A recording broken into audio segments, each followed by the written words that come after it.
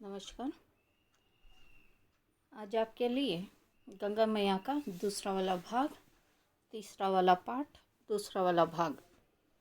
यहाँ पर गंगा मैया और लेखक की जो बातें हो रही हैं, तो यहाँ पर लेखक पूछते हैं कि माता, आज जो लोग जिस तरह से व्यक्ति के लिए एक तो चरित्र, दूसरा न्याय, तीसरा जिस तरह से सेवा, तो यहाँ पर कहते हैं कि माता कहती है कुछ समय के बाद ऐसा समय आएगा, सिर्फ चरित्र यानी कैरेक्टर एक डिक्शनरी में यानी शब्दकोश में रह जाएगा, और फिर उसके लिए बच्चे पूछेंगे कि चरित्र क्या है करके। और दूसरा इन्होंने कहा जिस तरह से व्यक्ति के लिए न्याय पर व्यक्ति के लिए अधिक महत्व नहीं दिया जाता, क्योंकि वहाँ पर झूठ बोलकर व्यक्ति अपने आप में आगे बढ़ता जाता है। और तीसरा इन्होंने कहा व्यक्ति के लिए आजकल सेवा करने की जगह नाम सेवा का कर कर मेवा बटोरने लगे हैं। सेवा परम धर्म यानी पहले के काल में था, आज के काल में मेवा परम धर्म करके सोचते हैं, क्योंकि अगर हम इन्हें कुछ हेल्प करते हैं तो उनसे हमें लाभ हो। यहाँ पर इन्होंने कहा जैसे सेवा रानी को भी मार कर जाने कहाँ भगा दिया, यानी पहले के काल में जिस तरह से बड़े बुजुर्ग सब की सेवा एक के बाद एक जनरेशन कर लेकर आ रहे थे, आज के माहौल में उनके पास कुछ धन है, माल है या कुछ है, उसी समय व्यक्ति उनसे हमें प्रॉफिट मिले, मेवा मिले, उसी समय हम लोग परम धर्म करके अब के काल में इस तरह से चल रहे हैं। चाहे नेता हो तो वोट के आधार पर या कोई भी हो, तो यहाँ पर माता रानी कह रही है कि सेवा परम धर्म था, अब इस तरह से काल बदल गया है कि मेवा ही परम धर्म है। प्रश्न: माँ, आप सच कहती हैं। हाल ही में एक राज्यपाल ने इस प्रकार के भाव व्यक्त किए थे कि पूरे कुएं में ही भंग घुल गई है। तू ना कहे मेरी और मैं ना कहूँ तेरी और। उत्तर: बेटा, सत्य तो निर्भय है, उसे किसी का डर नहीं, वह तो स्वयं बोलता है। तुझे कैसे लगा है? व्यापारी: मुझे में स्नेह करने जाता है, मेरे जय का नारा लगता है, तिलक छाप लगते हैं और बाद में। अब यहाँ पर एक व्यक्ति यानी लेखक प्रश्न पूछ रहे हैं माता से कि एक राजपाल यानी पॉलिटिक्स का एक व्यक्ति ने वो जिस तरह से इलीगल कार्य करता है, तो दूसरा वाला उसका अपोजिट पार्टी कहता है कि अगर तुम मेरे लिए कुछ बुरा बोलोगे तो मैं तुम्हारे लिए भी जो भी आपका सीक्रेट्स है वो दुनिया के सामने लाऊंगा। एक काम करें, आप ना मेरा सीक्रेट्स बोलेंगे ना मैं आपका सीक्रेट्स बोलूँगा। तो इस तरह से बोलने के अनुसार वो कहते हैं कि अच्छा ठीक है, तो हम लोग नहीं बोलेंगे करके एक दूसरे में वो छुपा देते हैं। पर यहाँ पर लेखक कहते हैं कि जिस तरह से अगर यहाँ पर माता कहती है अगर व्यक्ति सत्य बोलता है तो वो किसी से डरता नहीं, क्योंकि स्वयं अगर तुम सत्य बोलते हो तो समझो कि तुम्हारा मान सम्मान कैसे हो रहा है। तो यहाँ पर लेखक कहते हैं मैं जो सत्य पर चल रहा हूँ, मेरे में ना भय है ना डर है, और मुझे तिलक यानी छाप तिलक लगाया जाता है, स्नेह किया जाता है, ये सारी चीज़ें हम में आ जाती है।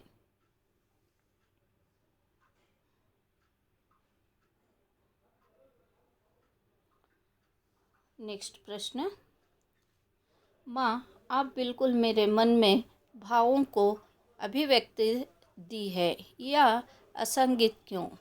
उत्तर: बेटा, वे समझते हैं कि वे कैसे भी कर्म करें, मैं उन्हें तार दूंगी।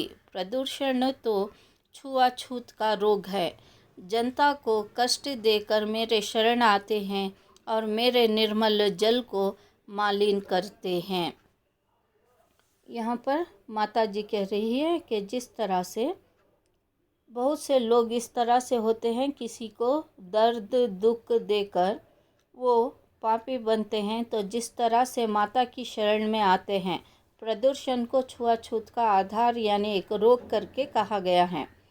तो यहाँ पर माता किसी में भेदभाव नहीं करते, ना जाति में, ना भेद में, ना भाव में, कुछ भी नहीं। सभी को एक ही दृष्टि से समानता देकर उनके शरण में आ गए हैं तो मैं उसे क्षमा करूं करके उन्हें निर्मल बना देते हैं और उनका पानी गंदा यानी मालिन्य कर देते हैं। और फिर उसी के बाद वो जैसे अपने स्थान जाते हैं, जो भी व्यक्ति आकर यहाँ पर पवित्र होकर जाते हैं, कुछ क्षण के बाद फिर वो अपनी आदत नहीं छोड़ते। प्रश्न: हाँ माँ, आपने देश में धर्म को जीवन से अलग कर रखा है। आज तो निर्मलता और पवित्रता अपनी चाहिए, किंतु ऐसा नहीं होता।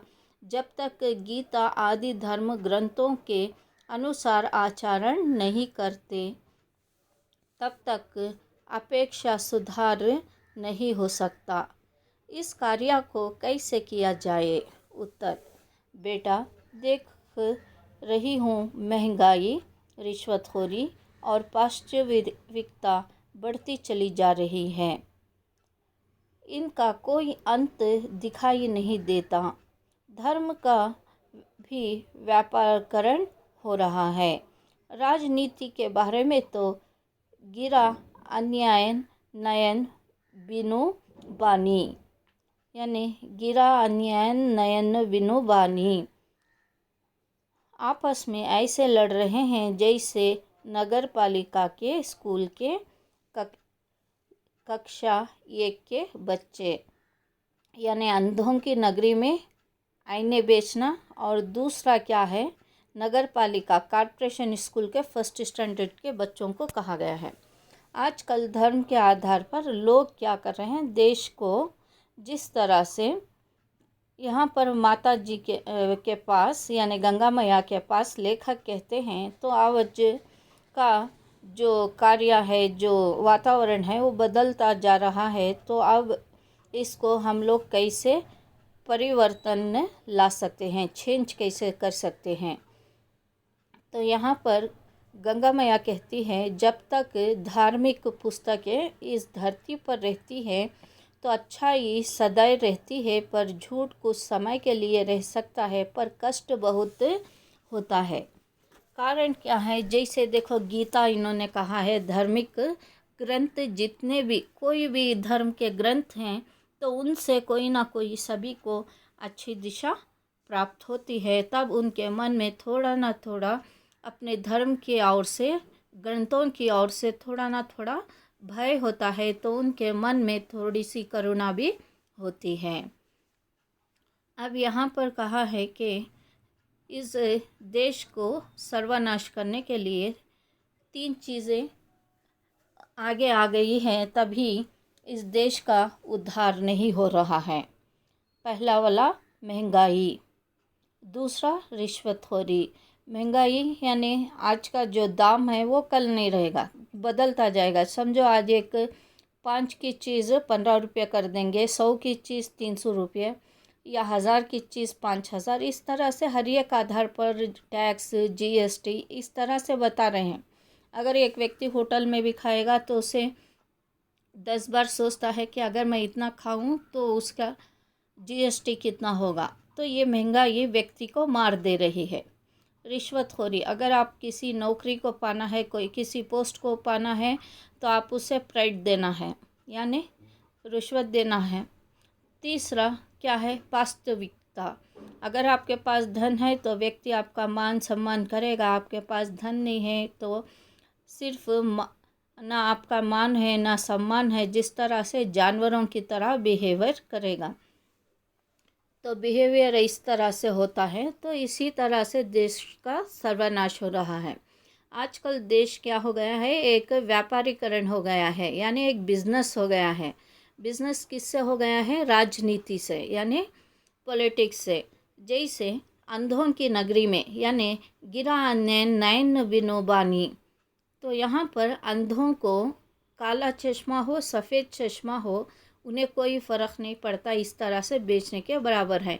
आँख है, देखते हैं पर कुछ नहीं बोल सकते, मुंह है, कान है, कुछ बोल नहीं सकते, इस तरह से दबे हुए होते हैं। तो ये पॉलिटिक्स क्या करते हैं, ये एक दूसरे को ऐसे लड़ते हैं जैसे कॉरपोरेशन के स्कूल के फर्स्ट स्टैंडर्ड के बच्चे यानी फर्स्ट ग्रेड के बच्चे जिस तरह से किसी के नाक में बह रही है, किसी का शर्ट की बटन, किसी के जिस तरह से ना जूते हैं ना चप्पलें हैं, इस तरह से वो बच्चे लड़ते हैं। ना मिट्टी देखते हैं, ना पत्थर, ना कचड़ा कूड़ा, उसमें भी लड़कर वो लड़ते रहते हैं। तो उसी तरह आज के राजनीति के लोगों का सेम वैसे ही अप टू डेट कार्य चल रहा है।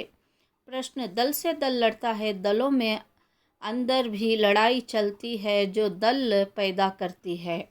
अब एक ग्रुप दूसरी ग्रुप से, जैसे पॉलिटिक्स में अलग अलग ग्रुप्स हो जाते हैं, फॉर एग्ज़ाम्पल जैसे बीजेपी है, कांग्रेस है, या फिर अलग अलग ग्रुपों में होती है। तो उसमें क्या होता है, अब एक पार्टी दूसरी पार्टी बनाती है, इसी तरह पावरफुल बनाते बनाते इस तरह से हमारे देश में अलग अलग आधार पर भेदभाव होने लगा है। तो इसीलिए देश का वातावरण ही बदलने लगा है। आज आपके लिए दूसरा वाला भाग समाप्त करते हैं। धन्यवाद।